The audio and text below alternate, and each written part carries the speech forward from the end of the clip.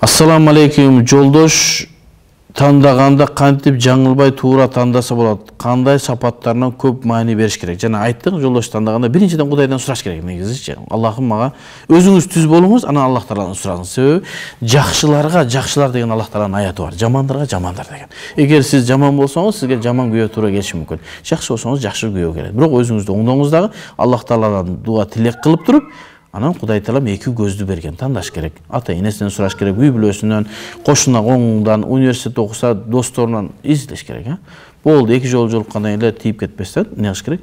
Такташ керек. Кээ бирки балдар бар да, укмуш сонун болуп келет да. Анан кийин башкача адам болуп чыгып калат. Ошон үчүн азыр жанагы шариятыбызда 3 жолу жолуксун деп айтылган уккансыңарбы? Ошондой нерсе жок.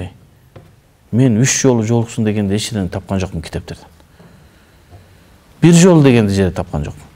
Көрсүн деген болду. Демек ошо көрүп качан сиз чечим чыгарганга чейин ошо шарият уруксат берет. Анан 6 ай сүйлөшүп жүрүп албаш керек, Көрүш керек. 1 жолу, 2 жолу, 3 жолу. Качан сиздин жүрөгүңүздө так болуп, ошого ишеним болгондон кийин, анын ишеним кандай болот? Сүйлөгөн сөзүнөн эмес.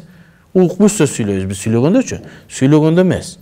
Анын намазынан карайсыз, анын досторун карайсыз, инстаграмын карайсыз, окуган жерин карайсыз, изилдеп чыгып, анан кийин бир чечимге келип, жүрөгүңүзгө туура келсе, анан албетте истихара деген намазыбыз бар.